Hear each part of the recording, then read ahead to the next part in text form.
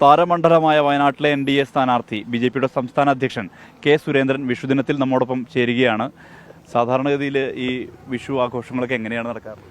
സാധാരണഗതിയിൽ രാവിലെ ക്ഷേത്ര ദർശനം, അത് കഴിഞ്ഞിട്ട് വീട്ടിൽ വിഷുസദ്യ, പടക്കം പൊട്ടിക്കൽ, ഇതൊക്കെ തന്നെയാണ് കണി കാണൽ. ഇന്ന് ഏറ്റവും പുരാതനമായിട്ടുള്ള വടക്കേ മലബാറിലെ തന്നെ ഏറ്റവും പുരാതനമായിട്ടുള്ള തിരുനെല്ലി മഹാവിഷ്ണു ക്ഷേത്രത്തിലായിരുന്നു വിഷുക്കണി ദർശനം കുടുംബസമേതം. ആ ക്ഷേത്രത്തിന് വലിയ പ്രാധാന്യമുണ്ട്. ഐതിഹ്യങ്ങളിലെല്ലാം ശ്രീരാമൻ അവിടെ വന്നു തർപ്പണം നടത്തി എന്നാണ് പറയുന്നത്. അപ്പോൾ അത്രയും ലക്ഷക്കണക്കിന് ഭക്തന്മാർ ഒരു വർഷം പിതൃതർപ്പണത്തിന് വേണ്ടി വരുന്ന ഒരു മഹാക്ഷേത്രമാണത്. അവിടെയാണ് ഇന്ന് വിഷുക്കണി. വിഷു ഒരു കാർഷിക സമൃദ്ധിയുടെയും ഐശ്വര്യത്തിൻ്റെയും സമ്പൽ സമൃദ്ധിയുടെയും ഒക്കെ ഒരു പ്രതീകമായിട്ട് മലയാളികൾ ആഘോഷിക്കുന്നതാണ്. വിഷുവിന് സമാനമായ ആഘോഷങ്ങൾ എല്ലാ സംസ്ഥാനങ്ങളിലും ഉണ്ട്.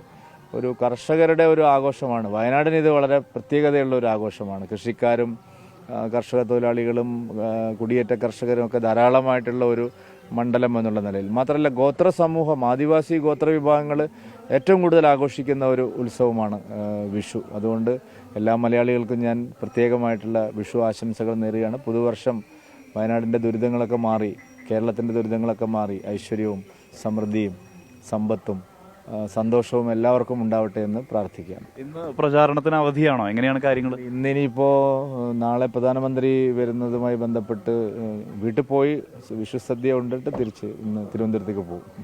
പൊതുവെ എങ്ങനെയാണ് രാഷ്ട്രീയ കാലാവസ്ഥ? BJPക്ക് അനുകൂലമാണ്? നല്ല അന്തരീക്ഷമാണ്. എല്ലായിടത്തും ഒരു സ്ഥിരം MP ഇവിടെ വേണം എന്നുള്ള അഭിപ്രായം.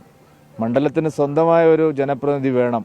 ഇങ്ങനെ വന്നു പോകുന്നവരും വരാത്തവരെയും ഒരു വേണ്ട എന്നുള്ള ഒരു നിലയാണ് ജനങ്ങൾ സ്വീകരിച്ചിരിക്കുന്നത്. ഏറ്റവും ഒടുവിൽ ഗണപതി വട്ടം എന്നുള്ള പേരാണ് വലിയ രീതിയിലുള്ള വിവാദം രാഷ്ട്രീയ ചർച്ചയായത്. അതിൽ തന്നെ സ്റ്റിക്ക് ഓൺ ചെയ്ത് നിൽക്കുകയാണ്. അങ്ങനെയല്ല, അത് ഇതിലൊരു പ്രശ്നം എന്താ വെച്ചാൽ, പഴശ്ശിരാജാവും എടച്ചനക്കൊങ്കനും തലക്കൽ ചന്തുവും ഒക്കെ തമസ്കരിക്കപ്പെടുകയും ടിപ്പു സുൽത്താൻ ഗ്ലോറിഫൈ ചെയ്യപ്പെടുകയും ചെയ്യുന്ന ഒരു നിലപാട് നമ്മുടെ നാടിനുണ്ട്. അതാണ് ഞാൻ ചൂണ്ടിക്കാണിച്ചത് അതിൻ്റെ ഒരു കാര്യം. കാരണം ഇന്ത്യൻ സ്വാതന്ത്ര്യ സമരത്തിന് തന്നെ തുടക്കം കുറിച്ച ആളാണ് പഴശ്ശിരാജ. ഒരുപക്ഷെ നമ്മൾ ചരിത്രത്തിൽ കാണാത്ത തരത്തിലുള്ള ഒരു വലിയൊരു എന്താ പറയുക, അദ്ദേഹത്തെ ഒരു തമസ്കരിക്കാനുള്ള ശ്രമം ഉണ്ടായിട്ടുണ്ട്. എത്രയോ വർഷം വയനാട്ടിലെ കൊടും കാടുകളിൽ, വനാന്തരങ്ങളിൽ ഗൊറില്ല യുദ്ധങ്ങൾ നടത്തി ഈസ്റ്റ് ഇന്ത്യ കമ്പനിയെ വിറപ്പിച്ച ആളാണ് പഴശ്ശിരാജ. പക്ഷേ പഴശ്ശിരാജാവിന് അർഹമായിട്ടുള്ള ഒരു പ്രാധാന്യം നമ്മളെ നാട് കൊടുത്തിട്ടില്ല. ഞാനിപ്പോൾ നോക്കി, നമ്മുടെ MPയോ അല്ലെങ്കിൽ ഇവിടുത്തെ ജനപ്രതിനിധികളൊന്നും പഴശ്ശിരാജാവിൻ്റെ ചരിത്രം അത്രയധികം വെളിച്ചത്ത് വരാൻ ആഗ്രഹിക്കുന്നില്ല. മാത്രമല്ല, ടിപ്പുവിൻ്റെ പടയോട്ട കാലത്ത് വലിയ യുദ്ധങ്ങൾ ഇവിടെ ഉണ്ടായിട്ടുണ്ട്. ഗോത്ര സമൂഹം പ്രത്യേകിച്ചും അവരുടെ അമ്പും വില്ലും എടുത്ത് ഇവിടെ നേരിട്ടിട്ടുണ്ട്. വൈക്കം പത്മനാഭപിള്ളയാണ് ടിപ്പുവിനെ പിടിച്ചു കെട്ടിയതെങ്കിലും ടിപ്പുവിന് വലിയ യുദ്ധങ്ങൾ നേരിടേണ്ടി വന്ന ഒരു സ്ഥലമാണ്. ശ്രീരംഗപട്ടണം വഴി, മൈസൂർ വഴി, മുത്തങ്ങ വഴി ബത്തേരിയിലെത്തിയപ്പോഴാണ് വലിയ തോതിലുള്ള എതിർപ്പുകൾ നേരിടേണ്ടി വന്നത്. അപ്പോൾ ഇതെല്ലാം നമ്മൾ ചരിത്രത്തിൻ്റെ ഭാഗമാണ്. ആ ചരിത്ര സംഭവങ്ങളെ ഞാൻ ഓർമ്മിപ്പിച്ചു എന്ന് മാത്രമേ. എന്തായാലും വിഷു ആശംസകൾ ഗംഭീരമാവട്ടെ.